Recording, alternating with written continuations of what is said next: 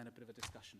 Yep. Well, thanks very much, Jane. I'm definitely rooted. I'm not sure how much of a cosmopolitan I can claim to be, but Charles, thank you very much for that really uplifting talk. It was not just a reference to the hallucinogenic properties of SPRU, which I'm still mulling over in my mind, but just the way you've put together several different agendas there and reminded us that although the session, we've come to this session talking about transforming innovation policy, and Johan spoke very clearly about the implications for democracy, but I think you've shown actually how, in quite concrete ways, how it is in fact democracy at centre stage. One cannot transform innovation in the way you've called for without thinking about in a very particular hard-nosed way about democracy, both the implications of innovation for democracy and the other way around. And your work has done this over a number of, been really, it's great to see you here because the work in your book, We Think, talking about collaboration in general and the way in which remarkable things can be achieved through mediated by the internet is also part of showing that. And now this new work, looking at the concrete practices on the ground, often in the most deprived of settings, is I think, absolutely getting to the nub of what really drives innovation, which is need.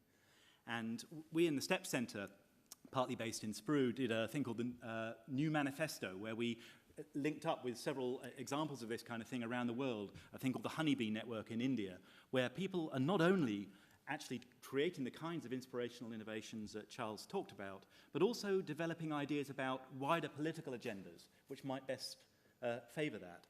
So thank you for introducing that. But I think a crucial point you made, Charles, is talking about challenging the status quo.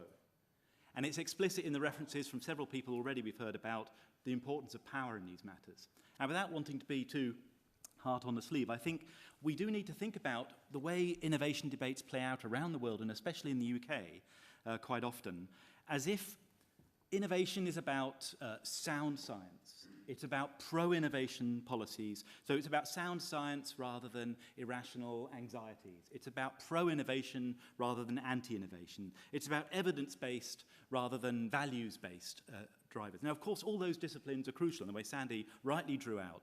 But it's very rare that actually the evidence gives you one unequivocal innovation that one should pursue. It'll narrow the ground down. And there's a tendency too often with that kind of language to put democracy on the one hand and innovation on the other, as if they're somehow in contention. And I think a crucial outcome of your own work is to show how actually it's when you put them together that things really take off and potentially become exponential. In case there's any doubt about the gap between what remain in the examples so far that Charles has given of quite niche-based activities, it's just worth reflecting a little bit on Denmark in the 70s and 80s, where some apparently very eccentric people around agricultural equipment colleges, anti-nuclear movements, were experimenting with wind turbines that looked laughable in their Heath Robinson kind of contraptions compared to the elegant machines being developed by big utilities.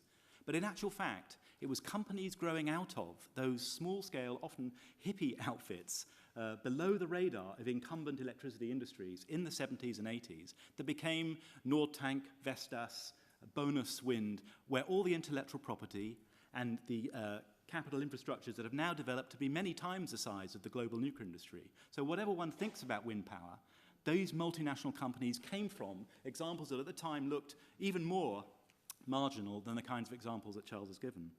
And I think also thinking about, in ways Charles has encouraged us to do, about the kind of influence that democracy and social movements can have in setting the gradients for change. Johan talked about thinking hard about the direction of innovation. And if we look at the way, it's remarkable how innovation now, there is not a front cover of any innovation report that does not subscribe to sustainability agendas around clean production, ecological sensitivity, and sustainability generally. And yet these were themselves, until Brundtland, really quite marginal ideas. So it is this kind of challenging the status quo that Charles talks about that has actually helped to set the gradients which other actors are then forced, sometimes unwillingly, other times willingly, to actually adopt for the frameworks of innovation. And a third and final point is about the knowledge. We've talked so far, Johan introduced it, Charles spoke about it as well, about the modernism and the Enlightenment. And not far from here, there were coffee houses that gave rise to, it's interesting, capitalism, democracy, and science were born from very similar impulses about skepticism, about challenging power, about affording the freedoms that Charles has spoken about, to challenge incumbent interests, whether it be in economics, politics, or indeed knowledge. And I think one of the final ways in which the agenda that has been set out today can really hope to bear fruit is in looking at the implications of democracy for knowledge as well, for science. Science is an embodiment of democracy and knowledge creation, peer review, openness, transparency, skepticism. And innovations are going to be most robust when the knowledge that drives them is of the highest quality. That, of course, means science, but not science alone, and certainly not science dragooned into given single evidence-based solutions. So I think something else SPRU is going to try and do is explore the implications for knowledge and for science of these kinds of agendas, and hopefully help to bring back, in ways that all sorts of organisations, including especially the ones Charles has been talking about, these sundered traditions of the Enlightenment, democracy and science, that find themselves too often falsely put in contention, when instead they're really part of the same thing.